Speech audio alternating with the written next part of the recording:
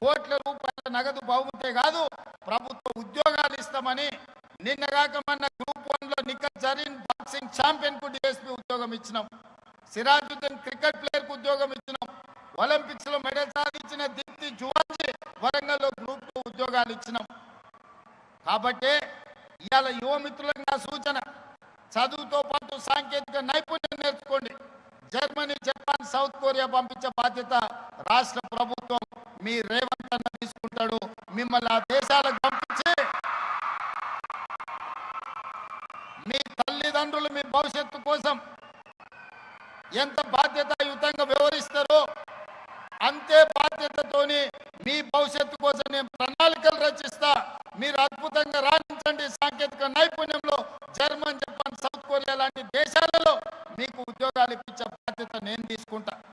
మీరు క్రీడల్లో రాణించండి, రాష్ట్ర స్థాయిలో మెడల్లు సాధించండి, దేశ స్థాయిలో దేశానికి గౌరవాన్ని తీసుకురండి, ఒలింపిక్స్ లో మెడల్ తీసుకురండి, ప్రభుత్వ ఉద్యోగాలు ఇచ్చి నగదు నజరాణాలు ఇచ్చే బాధ్యత మీరు రేవంత్ అన్న తీసుకుంటాడు. అది నాది జిమ్మేదారి.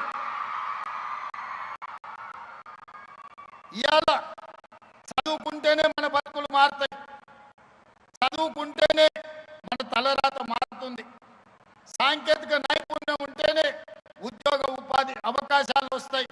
అవకాశాలు అందిపుచ్చుకోవాలి, అవకాశాల కోసం పోటీ పడాలి. మన ప్రభుత్వం అమలు చేస్తున్న సంక్షేమం కావచ్చు, అభివృద్ధి కావచ్చు, సామాజిక చైతన్యంతో తీసుకుంటున్న విప్లవాత్మకమైన ప్రభుత్వ నిర్ణయాలు కావచ్చు. ఆనాడు 40 సంవత్సరాలు కృష్ణ మాదిగ ఎస్సీ కులాల వర్గీకరణ కోసం కొట్లాడి, మాదిగ ఉప కులాల కోసం దేశం మొత్తం పోరాటం చేసిన 30-40 సంవత్సరాలు ఎవరు అమలు చేయలే. ఈనాడు ధైర్యంగా గుండె మీద చేసుకొని తెలంగాణ రాష్ట్ర ముఖ్యమంత్రిగా దేశంలో మొట్టమొదటి రాష్ట్రంగా మాదిగ ఉప కులాల వర్గీకరణ చేసి ఈ రోజు 30-40 మంది గ్రూప్ 1 అధికారులకు నియామక పత్రాలు అందించిన ప్రభుత్వం తెలంగాణ రాష్ట్ర ప్రభుత్వం. మాదిగ ఉప కులాల వర్గీకరణ చేయడం ద్వారా సమాజంలో ఉన్న సమస్యను పరిష్కరించడం. కులగణన ఈ దేశంలో గొర్రెలకు లెక్కుంది, బర్రెలకు లెక్కుంది, కోళ్ళకు లెక్కుంది, కుక్క పిల్లలకు లెక్కుంది, చాప పిల్లలకు కూడా లెక్కుంది. కానీ మా బలైన వర్గాలకు లెక్క లేదు. 100 సంవత్సరాల నుంచి ఎవరు లెక్క కట్టాలన్న ఆలోచన చేయలే, ఆలోచన చేసిన ధైర్యం చేయలేదు ఎవరు బలైన వర్గాలను లెక్కించడానికి.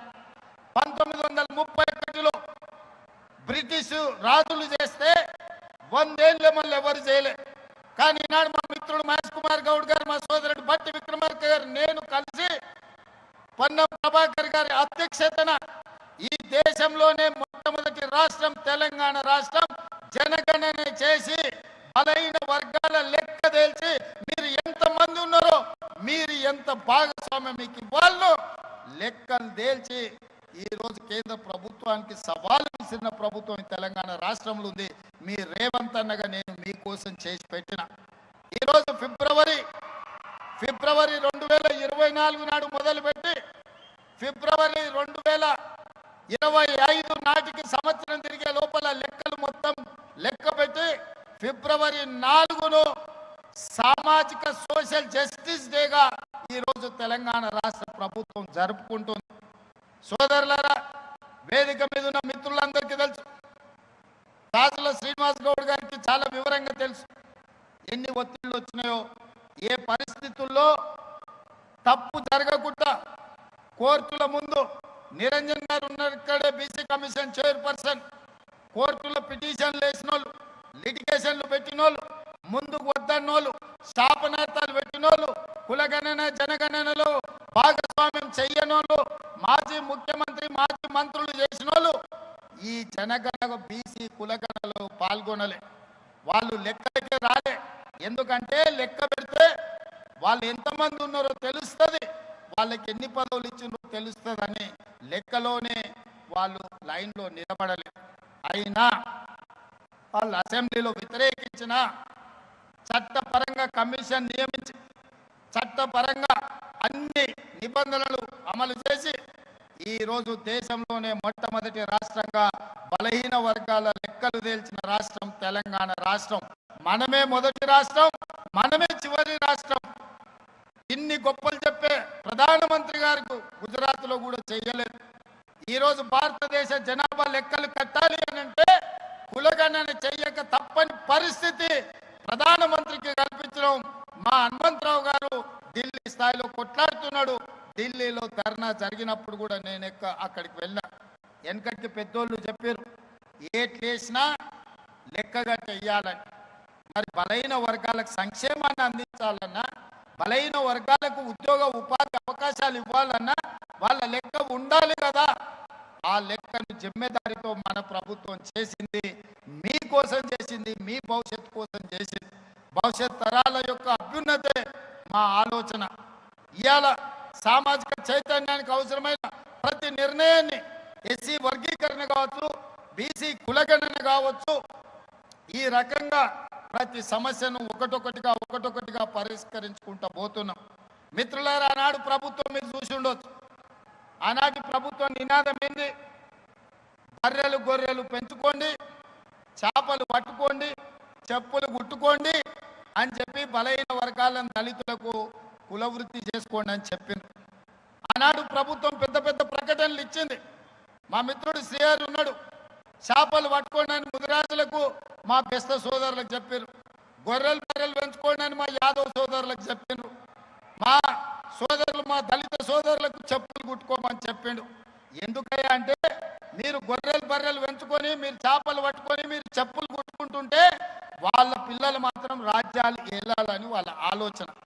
మీరు చదువుకుంటే, మీరు డాక్టర్లు, ఇంజనీర్లు అయితే, మీరు ఐఏఎస్లు, ఐపీఎస్లు అయితే రాజ్యాధికారంలో మీరు బాగా అడుగుతారు. కాబట్టి మీరు చదువుకోవద్దన్న ఆలోచనతో గొర్రెలు బర్రెలు చేపలు చెప్పులు కుట్టుకోండి అని ఆనాటి పాలకులు చెప్తే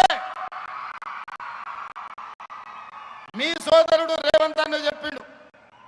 మన ముత్తాతల నుంచి అదే పని చేసి, మన తాతలు అదే చేసి, మన తల్లిదండ్రులు కూడా చెప్పులు కుట్టో గొర్రెలు బర్రెలను కాసుకొని మనల్ని బడికి పంపించారు చదువుకోమని. ఇప్పుడు కూడా మన తరం చెప్పులు కుట్టుకోవాల్సిందేనా? ఇప్పుడు కూడా గొర్రెలు బర్రెలను పెంచుకోవాల్సిందేనా? చేప పిల్లల్ని పట్టుకోవాల్సిందేనా? మనలో మార్పు రావద్దా? ఈ సమాజంలో మనం డాక్టర్లు కావద్దా? ఈ సమాజంలో లాయర్లు, ఇంజనీర్లు కావద్దా? ఈ సమాజంలో ఐఏఎస్లు, ఐపీఎస్లు కావద్దా? ఈ సమాజంలో ఎమ్మెల్యేలు, ఎంపీలై, మంత్రులై ఈ దేశ పరిపాలనలో భాగస్వాములు మీరు కావద్దా? అందుకే ఇవన్నీ జరగాలి అని అంటే మీరు చదువుకోవాలి. చదువు ఒక్కటే మీ తలరాతను మారుస్తుంది. మీ చదువు ఒక్కటే ఈ తెలంగాణ రాష్ట్రాన్ని అభివృద్ధి పదం వైపు నడిపిస్తుంది. భారతదేశాన్ని ప్రపంచ చిత్రపటంలో గొప్ప దేశంగా నిలబెడుతుంది. దానికి చదువు ఒక్కటే పరిష్కారం, చదువు ఒక్కటే మార్గం. ఇది నేను చెప్పడం లేదు. ఈనాడు విగ్రహాలు ఆవిష్కరించుకున్న జ్యోతిబా పూలే ఈరోజు సావిత్రిబాయి